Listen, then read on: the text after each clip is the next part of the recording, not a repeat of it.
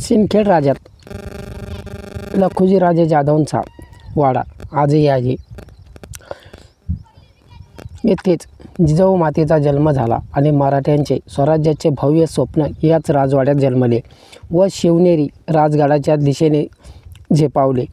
महाराष्ट्रातील सर्वात पवित्र स्थळ म्हणजे हा वाडा.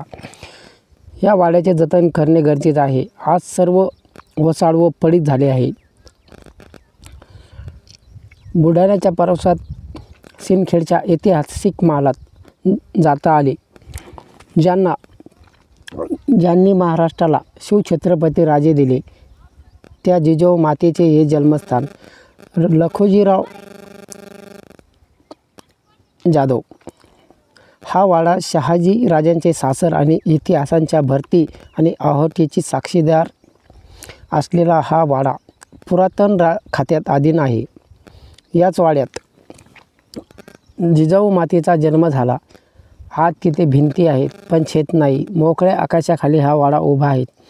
ऐतिहासिक वस्तूंनी जतन कसे करावे हे आपल्या पुरातन खात्याला युरोप अमेरिकेत जाऊन पाहायला हवे.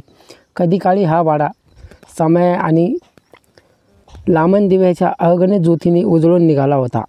लखुजी राजे जाधवांना हा खानदानी वाडा उदयाच्या छत्रपतीचे स्वप्न या वाड्यात जन्मास आले आणि राजेशाही वैभवाची छत्रचामरे या राजवाड्यात शिरावर ढाळली गेली.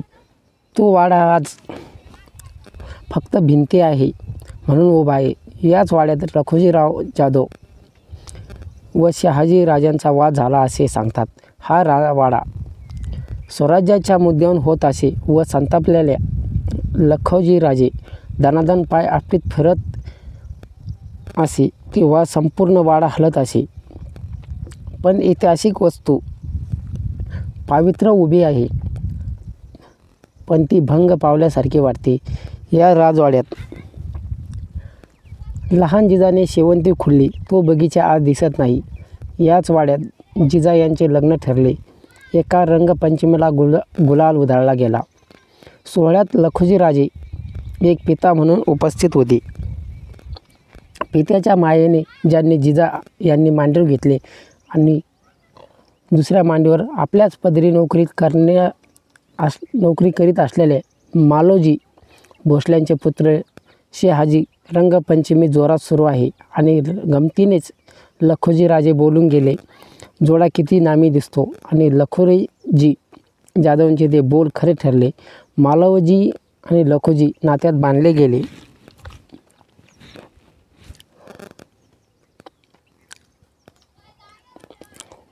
हा सर्व इतिहास या जागेला घडला.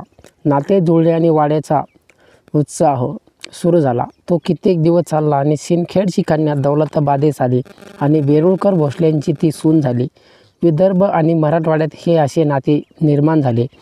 जिजा मराठवाड्यातून येऊन धडकल्या त्या पुण्याच्या शिवनेरी आणि महाराष्ट्राचे भाग्य जन्मास आले ते आणि सिंदखेडच्या याच लखुजी राजांच्या वाड्यात सिंदखेडची जिजा होती ती शिवनेरी आणि रायगडावर जाऊन राजमाता झाली. या राजमातेचा जन्म जिथे झाला त्या सिंदखेडच्या वाड्यात एका बुरुजावर उभा राहून ती एक शिवसंभव व नाट्य जणू अनुभवत होती. जे कधीच शक्य नव्हते असे स्वप्न या वाड्यात जन्माला आले आणि या वाड्याच्या बुरुजावरून उभे गेले आणि स्वाभिमानी लखुजीराव जाधव लांब लांब पावले टाकीत त्या वाड्यांच्या मुख्य चौकात येरझारा घालीत असत व लहान जिजा आपल्या शूर पित्यांचे झुपकेदार मिशा आणि कमरेवरच्या तलवारीकडे कौतुकाने पाहत असे. असे चित्र डोळ्यासमोर तरळले. आज तिथेच लखुजी राजे भव्य समाधीने आणि जावाई शहाजी राजे स्वात्र्यांची तळमळ होती पण त्यात धडपडीच येत नव्हते. मुलगी जिजा यांना महाराष्ट्राचा राजा घडायचा होता पण पराक्रमी लखुजी जाधव हे स्वप्न पाहणे आधीच निजामशहाच्या मारखऱ्यांचा बळी ठरले व तिथेच विसावले. यांच्या समाधीवरून सुकलेले पाने उडतात. मी पाहिली. दिल्लीच्या विजापूरच्या मोगलाच्या चाकरीस महाराष्ट्राचे शूर सरदार राहिले. त्यांच्या मनात स्वातंत्र्याची उर्मी होती पण जिद्दीने उभे राहिले ते शिवाजीराजे. त्या शिवरायांचे पराक्रमी आजोबा याच वाड्यात प्रांगण विसावले.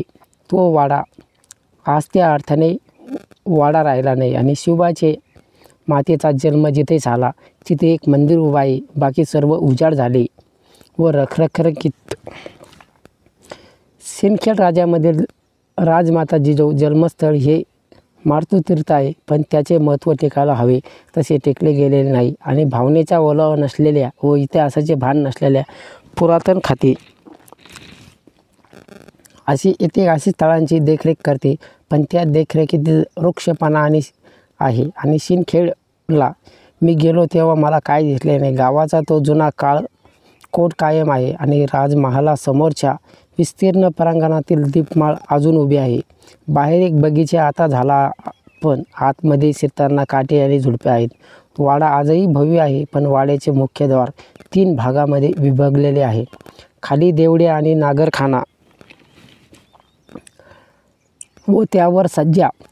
लखुजी जे राजे या व त्यांच्या मुले वाड्यात प्रवेश करीत किंवा वाड्यातून बाहेर पडत तेव्हा नगारे वाजवले जात. मुख्य द्वारापाशी आजही 14 नारळाचे तोरण स्पष्ट दिसते. हे 14 नारळ कोरले आहेत आणि नारळाचे तोरण म्हणजे समृद्धी, शौर्य आणि धैर्याचे प्रतीक. हे लखुजी राजेंच्या निमित्ताने वाड्यात वावरत राहील. लखुजीचा हा वाडा 16व्या शतकाला मराठा स्थापत्याचे उत्तम उदाहरण आहे. तिथे आधी मातीच्या भिंती होत्या, आज विटांची भिंती उभ्या आहेत. कधी काळी तिथे म्हाळसा महाल होते आणि दरबारी महाल होते. म्हाळसा लखुजीच्या पत्नी म्हणजे जिजाऊंच्या माता, त्यांच्या नावाने हा महाल उभा राहिला आणि महाल 2 मजल्याचा होता. खाली दगड बांधकाम, वर सागवानी लाकडाचे बांधकाम. त्या वैभवांच्या महालात छोटी जिजा आनंदाने वावरली आणि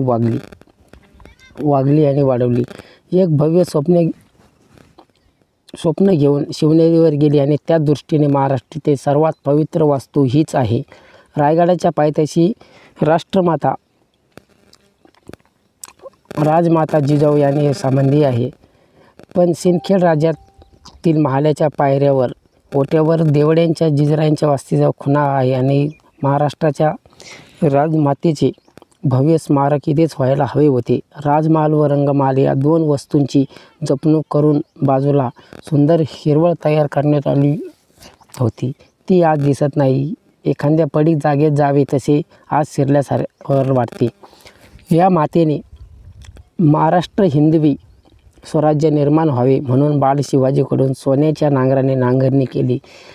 तिच्या जन्मस्थानावर महाराष्ट्राचे सगळ्यात जास्त लक्ष द्यायला हवे. आणि वाड्यातील खोल्या आणि तळघराप्रमाणे आहेत आणि ओळीचे अनेक खोल्या आहेत. आज शिरले की गोंधळ होतो. तेथील प्रसन्नता साप लोपलेली आहे. वाड्याच्या भिंती आणि कमानीची पडझड झालेली आहे आणि सिंदखेड राजाचे पवित्र गंगा गोदावरीपेक्षा जास्त आहे. आणि या वाड्याचा इतिहास जतन करायला हवा असे कोणालाही वाटू नये. फक्त लखुजी जाधवरावांचा वाडा नव्हे तर सिंदखेड राजाच्या संपूर्ण परिसर विकसित करण्याची गरज आहे. आणि जिजाऊ मातेचे जन्मस्थळ